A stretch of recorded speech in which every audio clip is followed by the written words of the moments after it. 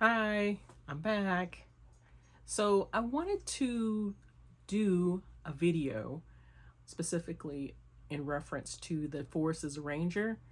I've been spending more time with the Force and really trying to uh, acclimate myself to some of the features that I've used, but not maybe well enough to be like an expert at it.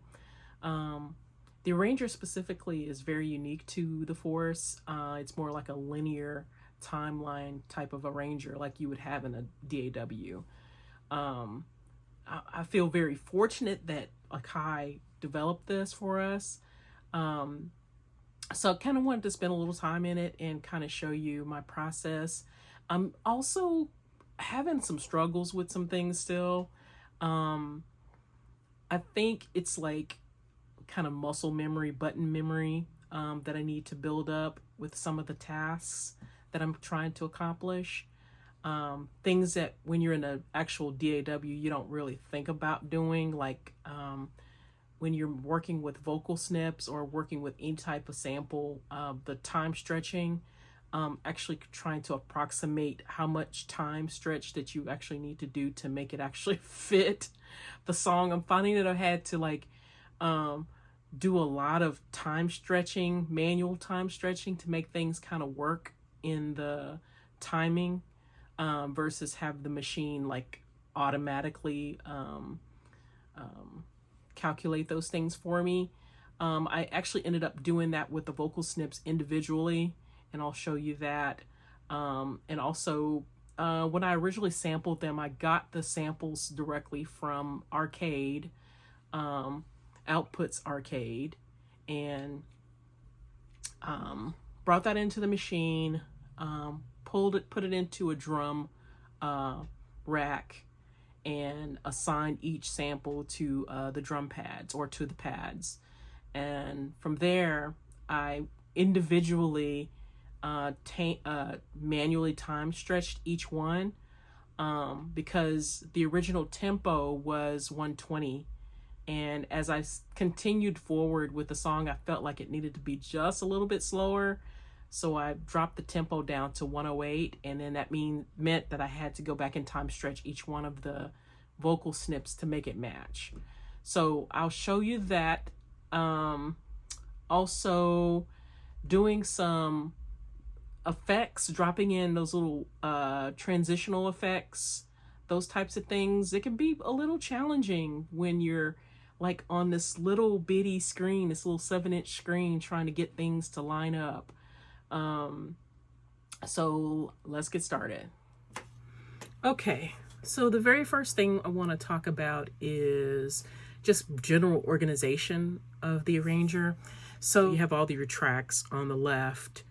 Now when you're wanting to record, you have to hold down the record button and go to arrangement mode.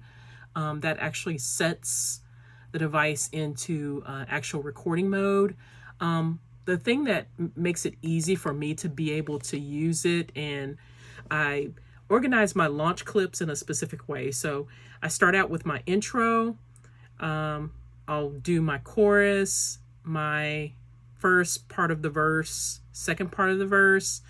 That's normally how I arrange my launch events normally. So the very first thing I do is I set up the locators. You do that by touching the bar, beat, tick area, and it opens up this box. It normally looks like this with the time selected, but then you just select locators, and then you can come in here and you can change the name of the locators. It makes it a little bit easier when you're trying to navigate around inside of the tracks. The way that you navigate is you hold down shift, and at the bottom of the screen you'll see the locators, how they're named now.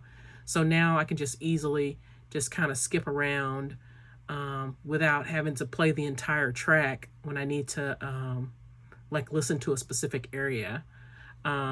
So that's just a tip. It can get a little frustrating. I'll show you. Like if I'm trying to get to the verse, I want to start at the verse. So start at the verse. You have to hold down shift when you're doing it. It can be a little challenging at first because it's like, you know, also, oh God, just general editing can be a little challenging because of the size of the screen. And I'll show you one thing I normally do, like breaks and for transitional effects.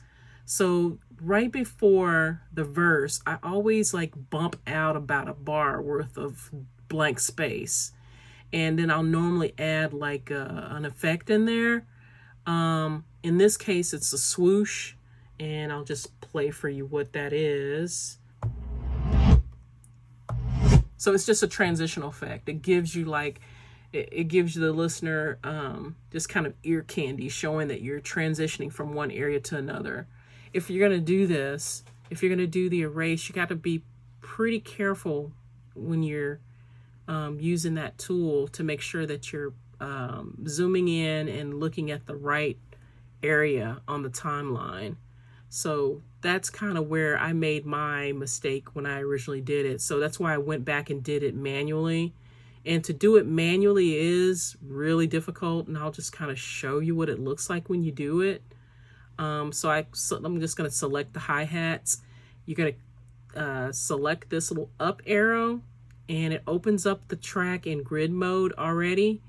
And just like in grid mode with any other thing, inside of the Force, you can see where you are. It follows the arranger's timeline.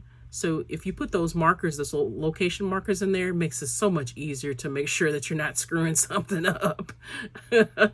So even better, I could still go, well, I can't do it when I'm in edit mode. You can't use the location markers when you're in edit mode. But you can scroll through to see where you are from a logistical standpoint anyway. So say, for instance, if I wanted to get in here and remove some of the hi-hats out of the chorus, so I can just get in here and, you know, use my editing tools like I normally would without having to switch over into grid mode. So I kind of made that mistake when I first started doing it too, thinking that I had to be in grid mode, but you don't have to, because if you, again, click on that little up arrow from the bottom, it automatically puts you in grid mode. So you don't have to jump out and go anywhere else. Okay, so what else? Let's talk about those vocal snips. So in this song, I have a couple of them, and let's just go to that vocal track. And it is a drum rack. Crazy, you're making me crazy. Everybody dance now. La la la la la la. I ain't got nowhere to be. Ooh, baby, where you at tonight? Baby, where you at tonight? So I've used my ears to be able to really get these in the right spot. Crazy, you're making me crazy. Everybody dance now. This one is a little weird to me. It has some really harsh top end up at the top from a volume perspective. I ended up having to reduce the gain levels on this a couple of dB because it was just really too loud. And when I originally recorded it in, I wasn't clipping the meter, so.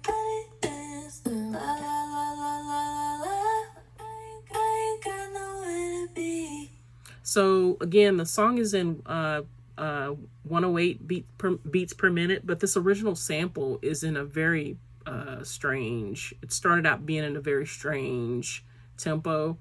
And this is, it's not unique to the Force, but when you start working with samples, I noticed that, you know, if you bring it in to any source, you're going to have to figure out what the beat per minute is, and make some approximations on what to change it to. So I just went to process and used the time stretch tool. It gives you like this ratio.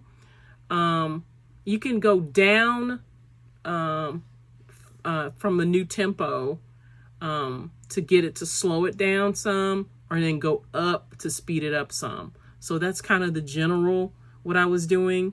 I did that, and I was able to match it to this 108 tempo, and I had to do that for each one. Sometimes most of the time with the vocal snips, it's really hard to get them to be on the grid. And you may not even want them to necessarily be on the grid because they can sound funny when they are. I tried to get them as close to the grid as I could without them sounding really unnatural.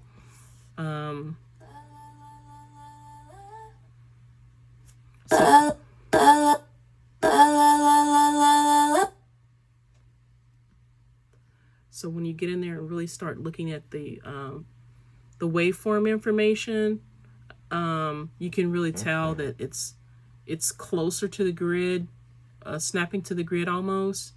But I did it by ear. I didn't use the visual of waveform to try to figure it out. So this special effect that I put in there, that transitional effect after I got it in there, let's see, where is it? It's only in one spot. It's just right before the first verse. So I recorded it in manually. And again, you just have to put it in record mode, and you could just use your launcher, your pad launchers for that, and record it in normally like you would. Or you could put it in loop mode and then just kind of deal with it in the loop mode if you want to try to figure out where things are in loop mode. Let's get out of that. And you can put it in loop mode by selecting loop down here at the bottom. And you could just move it into the section where you want it to be in a loop, and it'll just continuously play the same loop over and over again, just like in a DAW, except it's the Force. Let's see, what else is special? Let's see here. The most challenging thing that I had to do was the effects on the bus. So let me go to the mixer and just kind of show you that. So I have some DJ effects on the master channel, and I'm just using like one of the standard master channel DJ effects. It has the turntable fast, slow, and the beat repeat.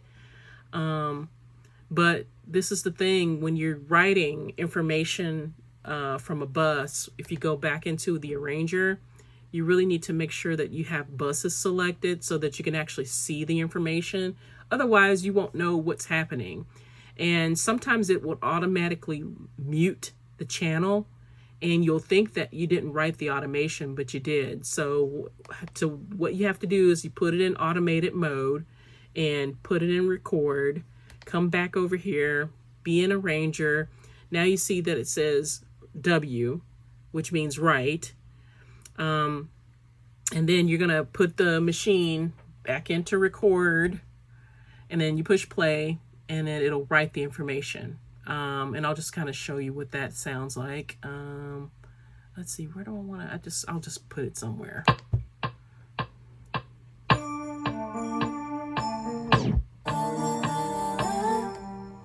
Okay, so that was a written one, and I'm going to go back to the mixer, turn that all off so that I won't rewrite it.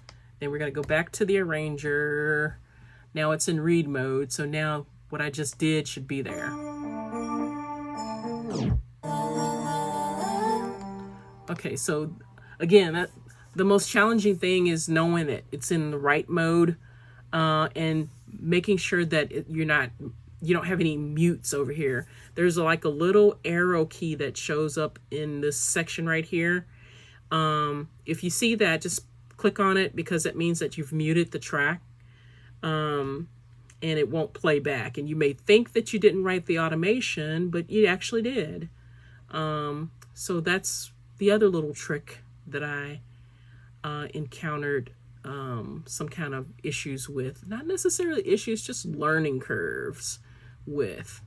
Outside of that, it's very straightforward if you stay a little organized with how you're launching things or putting things in here to begin with. I guess I'm just not used to like manually coming in here and putting in things by section. I've seen people do that, and I've also seen the videos with Andy Mack where he would go in and select the specific section and loop that section and then record in pieces and stuff. And I mean, that's great. You can do that. It will work. Again, you just have to put it in loop mode, go to record, put it in arrangement, and then play. And it'll, again, play through that entire section, and you can replace whatever's there. If I don't get a good first pass from launching my entire sequences from the actual launchers, I just don't want to have to come back in here and manually do that. It's kind of a pain. It's a pain because everything's so small and you're having to deal with so much information in one spot. But that is what I've been doing with the Force lately. Let me just kind of play you a sample of this one, so you can see what it looks like when it's in the arranger.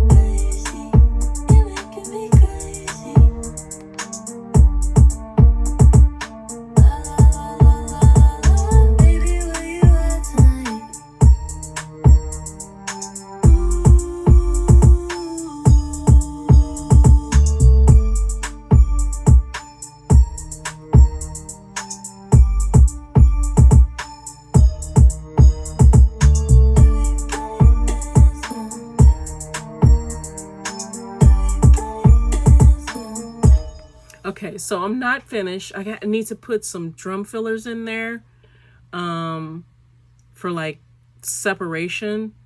And I like to put drum fillers and transfer points in between the verses, like the first part of the verse, and to a transition into the second part of the verse. So I need to spend some more time with this track. And then at the end of the pre-chorus, which is the second part of the verse, I like to put some transitional information in here so that you know that you're moving from the pre-chorus into the chorus. So I've got some more work to do, but normally what I'll do is it's much easier for me to do that kind of stuff in Ableton. So I may just transfer this over to Ableton and then do some track separation of it. So I need to bump out my drums into different tracks. So what I'll do is make more copies of the drum tracks. It's just a kick and a snare. I always keep my my hi-hats separate, and that's just because I don't like programming hi-hats. I have MIDIs for that. It's time consuming, especially when you're doing trap hats. But the kick and the snare, I need to do some separation of those, and any of the other percussion effects that I've put in there, I'll have to make separate tracks for them before I transfer it out. Then once I get it into Ableton, I can just, you know, mix to taste on how I want it to sound. This song, I try my best to like mix it inside of the Force before I dump things. It's okay. It doesn't have to be perfect because I end up changing some things in there. Like in here, this 808, I'm not really happy with it. It's not hard enough. It's not punchy enough. The kick that I got, which I just got this kick, this drum. Let me just show you this. Let's see. I got this from Fearless Beats. He just released this kit called the Blizzard Storm Kit, and dude, he spent some time on these kits. These kicks in here are just ridiculously loud. So I'm gonna have to spend some time and maybe go through and come up with some alternative kicks to use for this track from that kit. He's got some really good snares in there as well, and there's some really good let's see, some 808s that I have not spent enough time to play with. Just ridiculous.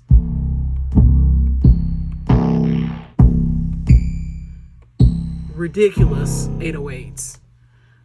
So I have to go in and spend some time with those. This track was a little unique for me because I normally don't start my tracks with drums, but this track I ended up starting with drums. When I heard the vocal snips, I was trying to match up how I wanted the rest of the song to go, but I could hear drum pattern in my head before I even heard the melody. So that was a very unique situation with this song.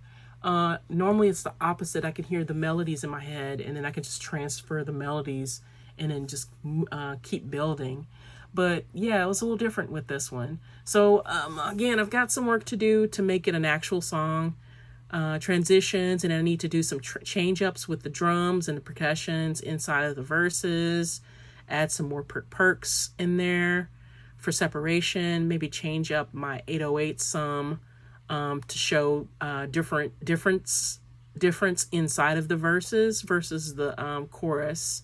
So, but when I make songs, I normally will start with a loop and then just build out from there. And that's just kind of how it goes. Like all the videos that you've seen on my channel where I'm making a loop, it normally ends up being a full song. It just takes a little time to go back and create all the separation parts, or change parts is what I call them. Like for the verses and for the bridge, if I have a bridge, and doing different things in the intros and stuff like that. So that is what I have. If you have any questions, please leave them in the comment section, and I'll definitely will assist you as much as I can. Help out the channel if you can by liking and subscribing. I have to put in all that YouTube stuff. It helps to with the analytics, of course. And I will see you guys on the next one.